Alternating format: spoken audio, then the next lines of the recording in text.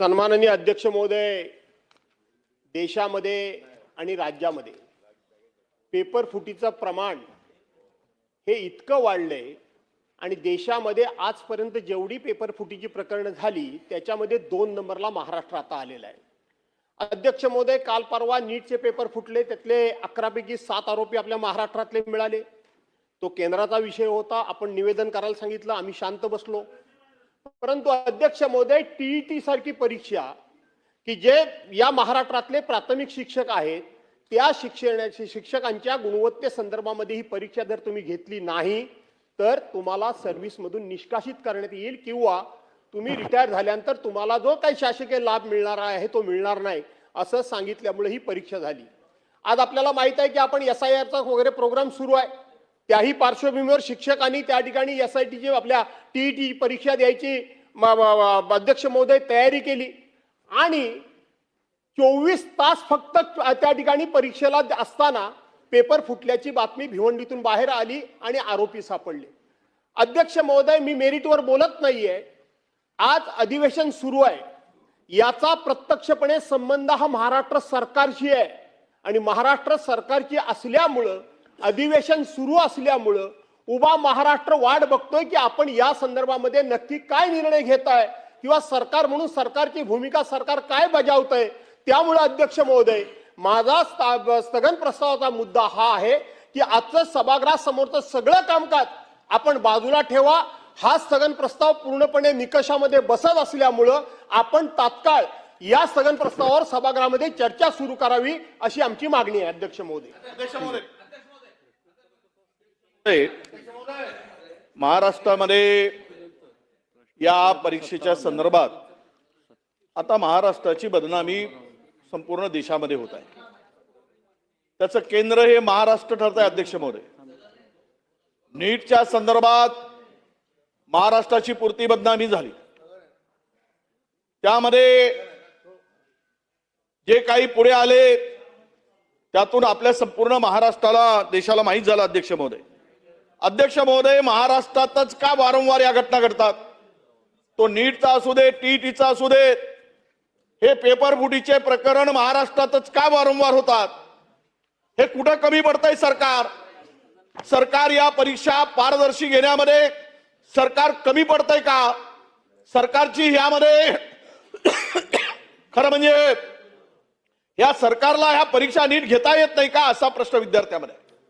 6 लाख विद्यार्थी या परीक्षेची तयारी करतात, आपले शिक्षक करतात आणि 6 लाख शिक्षकांनी तयारी केल्यानंतर याचे धागेदोरे आता मी काही माहिती घेतली। अध्यक्ष महोदय, यामध्ये पारदर्शकपणे जर चौकशी झाली अध्यक्ष महोदय तर मला वाटतं की हा कोण सावरीकर आहे, कोण आहे हा? क्रिस्टलचं नाव का पुढे येतंय? मी नावानिशी घेतो अध्यक्ष महोदय, माझ्याकडे काही माहिती आल्यामुळे चौकशी होईल, आपण आदेश द्याल, चौकशी होईल, चौकशीमध्ये कोण असेल तो पुढे येईल। परंतु महाराष्ट्रामध्ये वारंवार या ज्या घटना घडत आहेत आणि विद्यार्थ्यांमध्ये असेल, शिक्षकांमध्ये असेल, असुरक्षेची भावना निर्माण झाली। अध्यक्ष महोदय, 6 लाख शिक्षक आता आणि नीटचे आपण पाहिलंय, यातून यामध्ये 2018 मध्ये सुद्धा याच टीईटी घोटाळ्यातील आरोपी अभिषेक सावरीकर होता। अध्यक्ष महोदय, त्याला नंतर तो सत्ताधारी पक्षामध्ये सन्मानाने प्रवेश घेतला, यांनीच दिला, यांनीच घेतला।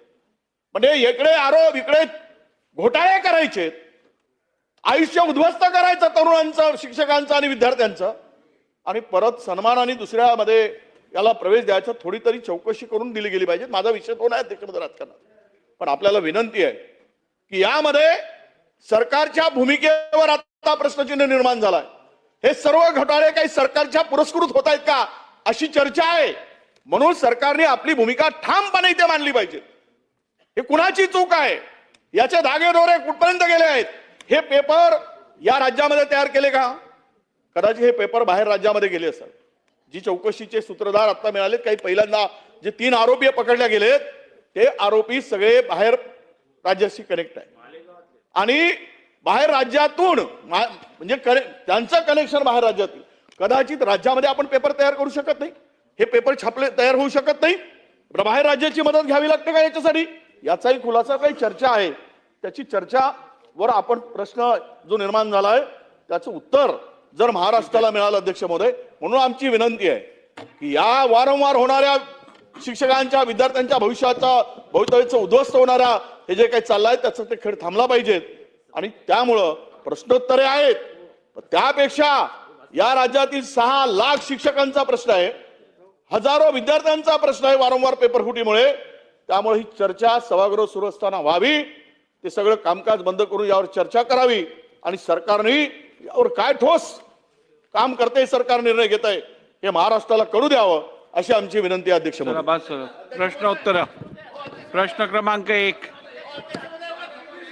चला घ्या. प्रश्न क्रमांक 1 बसून घ्या. ठीक आहे, निर्णय देतो. बसा बसा, खाली बसा.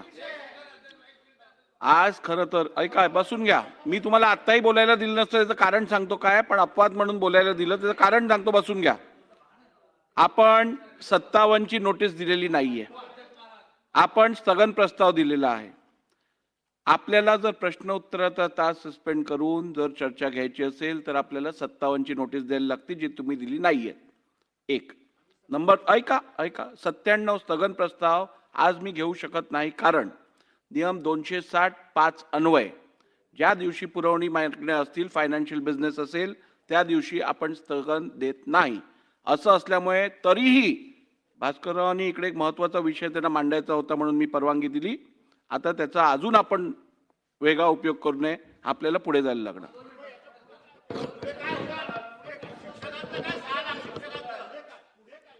या दिलेली माहिती गंभीर दिसून येते. शासनाने दिलेल्या माहितीची नोंद घेऊन उचित कारवाई करावी.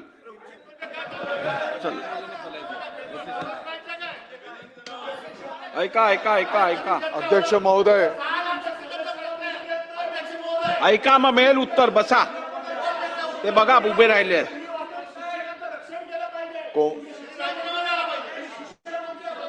भास्करराव, कोणालाही गप्प करण्याचा विषय नाही.